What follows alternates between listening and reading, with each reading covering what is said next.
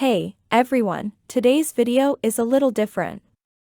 I want to share with you some of the financial mistakes I made in the past that kept me poor for a long time. But, the good news is, I learned from those mistakes and now I'm in a much better financial position. So, if you're struggling to make ends meet, this video is for you because I will tell you the most common mistakes you are making that are keeping you poor. So let's start directly with those mistakes. Lack of planning, or a budget. Making little effort to create a budget or financial plan is a typical financial error. The roadmap you use to reach your financial objectives is your financial plan. In order to achieve your goals, you must set smart, specific, measurable, attainable, relevant, and time-bound objectives and devise an investing and saving plan. The best way to get off to a great start is by meeting with a financial planner. The way you divide up your monthly money is according to your budget. With the aid of a solid budget, you can make sure that your requirements are being met, that you are living within your means, and that money is being set aside for your wants, the settlement of debt, and future investments. Making big purchases without comparing prices. Customers frequently remain with their current options when it comes to recurrent costs like auto insurance. Shopping around, though, is beneficial. Those who check their accounts before renewing and shop around can frequently save hundreds of dollars annually. Even if you continued doing business with the same provider, examine your policy to determine whether you're carrying more insurance than is necessary.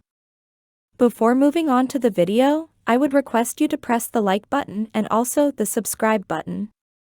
It motivates us a lot to make more new videos related to finance. Now let's move on. Sustaining inactive memberships and services. Do you truly utilize a lot of streaming services? Like many Americans, you might not even be aware of the number of periodic withdrawals from your account. The average American who uses streaming services spends $348 a year for services they never even use. Going over your bank account on a regular basis and highlighting recurrent expenses like streaming services or gym subscriptions is an excellent idea. You may download applications specifically for this purpose. Ask yourself honestly if you use each service frequently enough to justify the cost. Although while each payment may only be $10 or $20 over the course of a year, they may add up to hundreds of dollars. Refusing to make future investments. It is a costly error to not invest your money.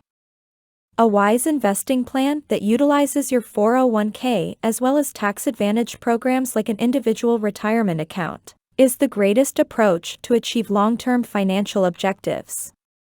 Participate in initiatives like peer-to-peer lending to diversify your financial portfolio as much as you can. You'll be in a better position later if you start investing sooner.